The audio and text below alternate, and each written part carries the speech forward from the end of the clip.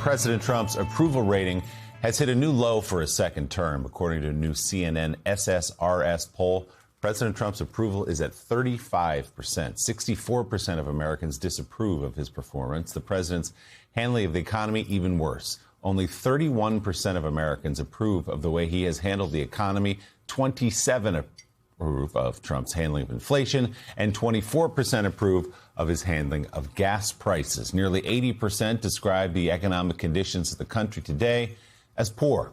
Roughly 6 in 10 people say they expect the economy to still be in poor condition a year from now.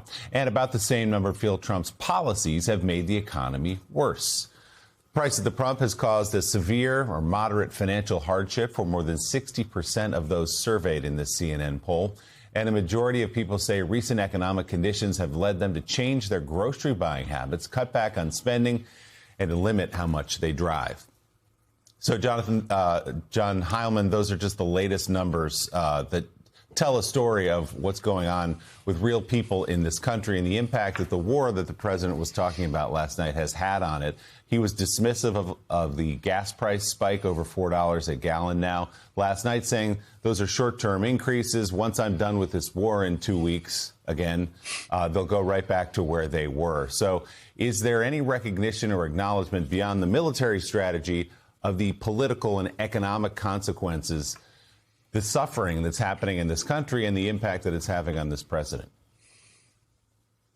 Well, clearly not, Willie. I mean, beyond the economics of this, right, which you guys were alluding to a little earlier, we live in a global, of all the markets in the world, the energy market is about as globalized as any market there is. So, there's no one who's an expert in that sector who won't tell you that the president's argument, which is we have all the oil we need in the United States. It's the biggest oil producer in the world. And so therefore, the Europeans should deal with the Strait of Hormuz because that's where they get their oil. We have our oil. No, it's a global market in oil. And so if you have a cutoff if you have the Strait of Hormuz choked off, doesn't matter whether we have a lot of oil in the United States, the price for oil rises around the world. And the fact that Donald Trump didn't lay out a clear path to exit, you're already seeing reflected in the futures this morning in terms of the stock market. What does all that tell you, though? It comes back to the question that John Lemire raised earlier, which is, what was the point of this speech,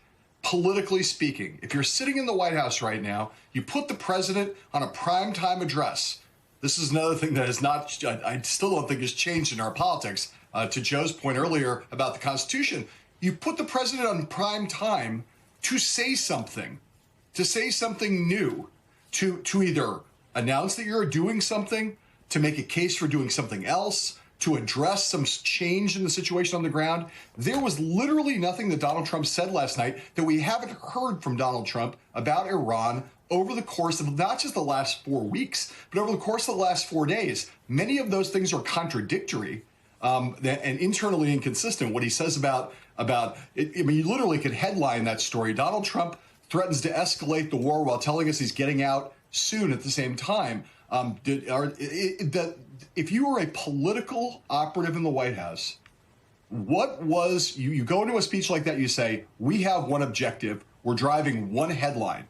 It's absolutely unclear to me that there is anything that he said last night that will do anything to mitigate or ameliorate the political free fall that he's in right now, and that we just heard Willie go through in those CNN poll numbers, which are consistent with all the poll numbers that we've seen over the course of the last week. Yeah. Not a thing, Joe. That may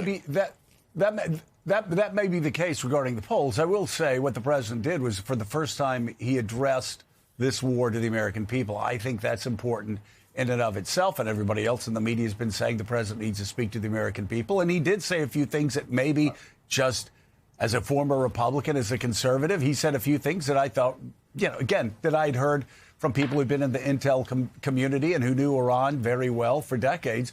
One of those things he said was, we can never have a nuclear Iran. They have been the epicenter of terrorism since 1979. We needed to go in and do it. Presidents before me have been kicking the can down the road.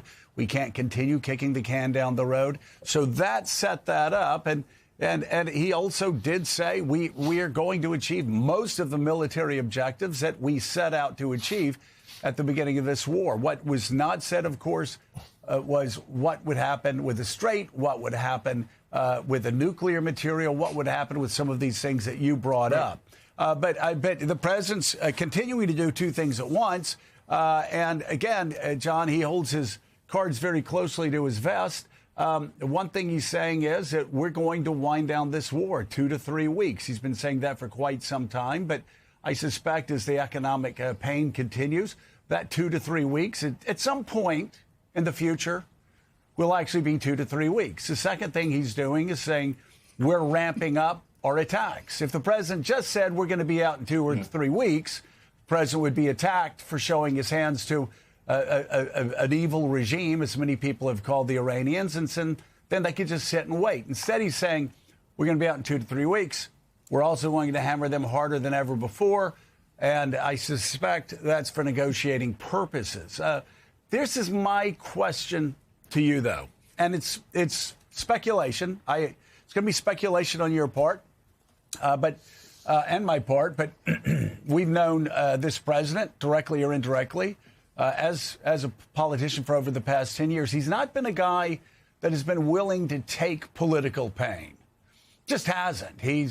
It's bob and weave, jab in the face, pull back, sort of Muhammad Ali when he's dancing around somebody in the center of the ring. I have been surprised at the amount of political pain he's been willing to tolerate for this war. And my speculation has been, well, he knows he's going to lose the midterms. He wants the toppling of Iran to be his legacy, along with the toppling of Venezuela and the toppling of Cuba. And that's my best guess why he's willing to put up with high gas prices for another month or two. I'm curious if you've thought through this and why you think Donald Trump in 2026 is doing something that Donald Trump in 2018 would have never done. Yeah. Joe, it's a great question. And I think, what we've seen, I think, over the course of the first, whatever it is now, 14 months of Trump 2.0, is that he has become increasingly detached from political reality. President Trump, whatever you think of him ideologically or in terms of policy, he has always had a very good fingertip feel for his political standing. He's had a particularly good fingertip feel for his standing with his political base. And one of the things we're seeing right now is obviously the kind of splintering of that base. It's been building over the course of the last 14 months as Trump has been increasingly pictured to the MAGA base as someone who's just another politician, spending a lot of time with billionaires. The Epstein thing was a betrayal. And now the walking away from his 10 years of saying, I am an anti-war president, not just first in Venezuela and now more dramatically in Iran. He's, John Lemere's someone who's pointed this out as much as almost anybody I know. Donald Trump is just not out among the people very much. The people of his party, the people of his coalition. And it feels as though he's not maybe even listening very much to MAGA media, which is turned together. Laura Ingram's on Fox News now, Joe, suggesting that Donald Trump may not have the mental capacity to understand the foreign policy advice he's getting. That is a sign of a rupture that has something to do with the fact that Trump is looking more and more like a lame duck. You have J.D. Vance now announcing that he's leaking to the press like crazy that he was never for Iran, and now he's got a memoir coming out about his Catholic faith. We are into the 2028 presidential cycle now, and I think you're right that Donald Trump, on some level, the combination of detachment and the sense of kind of fatalism about what's going to happen. And if he's going to save himself in the midterms, save the party in the midterms, he's going to have to do it through things like the SAVE Act and maybe, with all this increasing talk, deploying ICE to polling places. Those are the only... He's not going to be able to turn this around in a conventional political way. Right. That's the one thing I think he still knows.